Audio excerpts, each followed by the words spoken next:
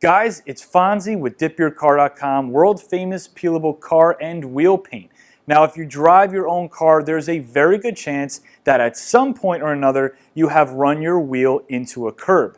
Curb rash happens to almost everybody. I don't care how careful you are. Now, what are your options if you have curbed wheels right now and you're looking to repair them? I'm going to show you a way to do it today that you can do in your own home for less than 50 bucks, and all four of your wheels can get a nice clean refinish. So I'm going to walk you through the process step by step. Sit back, enjoy the video. Now we have a wheel here that's been beaten up pretty bad. It has everything on it from deep gouges to light scratches and even some pitting. And what we're going to do is utilize different levels of sandpaper. We're going to sand down each one of these problem areas to a nice smooth finish. Then we're going to come in with our wheel kit from DYC and we're going to refinish the face of the wheel so that it looks really good. Now, when you're doing this approach, you have two different directions you can go. Say I only have curb rash on one wheel. One direction I can go is I can choose from the 70 or 80 different finishes that DipYourCar has to offer, and I can try and find one that matches the OEM wheel finish so that this repaired wheel matches the other three wheels. Now that could be very difficult to do. So what I would suggest is, considering the wheel kit is more than enough product for all four of your wheels to get a nice new finish, is pick a color that you really like. Now something maybe similar to the OEM finish. Now on this wheel we're going to use Anthracite Gray True Metallic. A very easy product to use, great coverage, very user friendly, and something that's a little bit more of a dark metallic finish than what you see here. So we would repair this wheel and then all four wheels would get a brand new finish of Anthracite Gray. So let's start in with the sanding.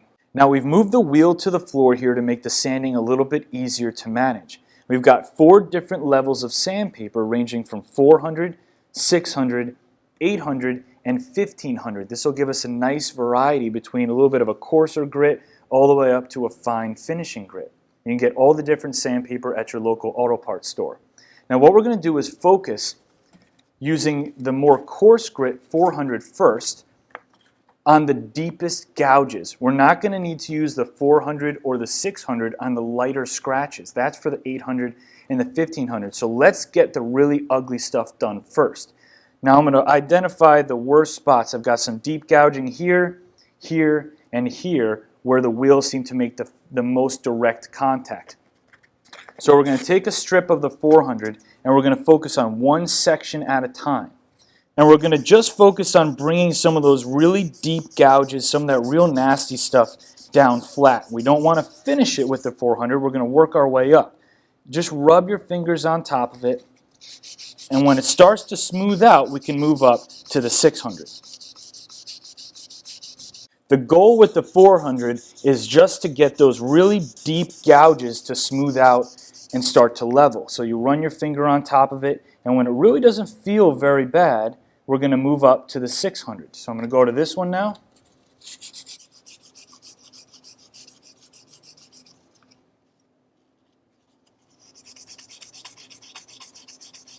Now some of these areas can look pretty nasty and pretty intimidating, but the material that most wheels are made out of are pretty forgiving. The material starts to remove pretty quickly.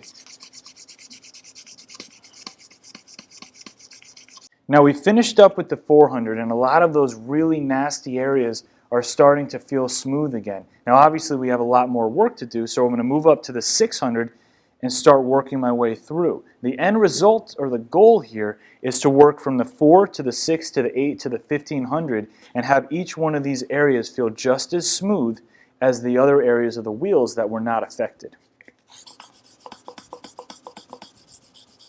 Now I'm still working around with my 600 here, and one thing that you might want to get at the auto parts store is a sanding block. This can actually make the process a lot easier and save you a bunch of time. And what I'm going to do is keep working on each area, and again, it's just the goal is to work down one spot at a time and move on to the next to smooth it out the best you can before you move on to the next level of sandpaper. And yeah, this sanding block really does make the job more efficient. Alright, now I've been going nuts with the 600 for a while now. Now first of all, if you think that this is going to be a very quick 5-minute project, you are mistaken. This does take some time, and the more time and effort you put into it, the better your end result would be. You could put 20 to 30 minutes into sanding, clean it off, spray your Plasti Dip on it, and have a pretty good end result. Or you can put some real time and effort into it and get it almost perfect. And again, your end result will reflect that time and energy. So what I like to do once in a while is just spray a little pre-dip spray or some water on the wheel and wipe it off, because there's so much dust all over the place. You want to get a really good idea of exactly what you're working with and how much work you have left to do. So I've brought down the majority of these nasty areas to where you can barely feel them with your fingertips. However, there's still some leveling out I need to do and still some light scratches. So I'm going back into it now. I'm going to start going in with the 800. All right, guys, I am done. I've run through the 400, the 600, the 800, and spent some time with the 1500. You can see plenty. Man, does this look ugly, but you can barely feel anything at all. If your eyes are closed, it just feels like a nice, smooth OEM wheel. Now, hopefully your wheels weren't as beat up as this one. Most of the time when you see curb rash, it's just a 2 to 6 inch line down one of the edges or the ridges of the wheel, and that should be much, much easier to repair with much less time. So what I'm going to do now, it's extremely important to make sure the wheel is perfectly clean before we dip it. We can't have any of the dust from sanding or any oils from our fingers or anything on it. So I've got my pre-dip spray, which you can add to your wheel kit very easily, and we're going to give the wheel a nice bath. Now normally I don't spray the pre-dip directly onto the wheel. I recommend spraying it onto the microfiber and then wiping the wheel, but because we have so much sanding dust all over the wheel, we really want to give this thing a nice bath. So what I'm going to do now is wipe down each crevice and each corner of the entire wheel, make sure that I not only get it clean, but it's got to be bone dry, and then we're ready to start the dipping process. Now the wheel is clean and dry. There's just one more step that we're going to take before we start the spraying process. We're going to take dip release here. It's super cheap. You can add it to your wheel kit at DipYourCar. We're going to apply a little bit of dip release to the corner of our towel, and we're going to apply the dip release here along the sidewall of the tire. And what the dip release is going to do is it's going to help the dip release and peel very clean off the sidewall of the tire with very minimal effort. Now the one thing you want to keep in mind when you're applying dip release is do not let the towel or the dip release touch the edge of the wheel, because obviously the dip release is stopping the dip's ability to bond with the surface, and we don't want any dip peeling off the edge of our wheel. So just move nice and slow and apply it all the way around the edge. Okay, now it's time for the fun part, and we're going to dip the wheels. We're going to use about 1 can of anthracite gray true metallic per wheel. We're going to be putting 7 coats of anthracite gray down per wheel. The first coat is going to be a little bit light of a coat, about 50% coverage. Every coat after that is going to be a full wet coat. One thing you're definitely going to want to pay attention to is as you move through the wheel and you get full coverage on all surface areas, always finish with a nice wet coat all the way around the edge of the tire. The thickness around the edge of the tire is really going to help you peel that nice thick ring all the way around and clean up the tire very, very quickly.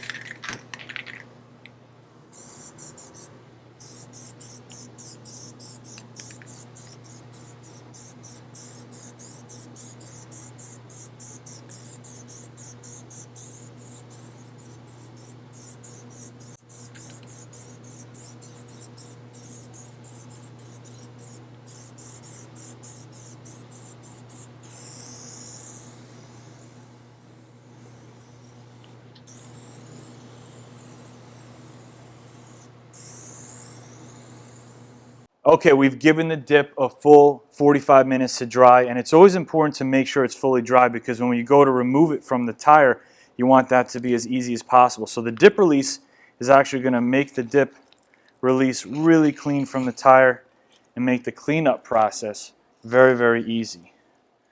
Most of it's going to come off in one nice big thick ribbon, and anything that might be left over, you can either pick it off real easy, or you can take a microfiber towel and just rub it off the top, and it'll all fall off real quick.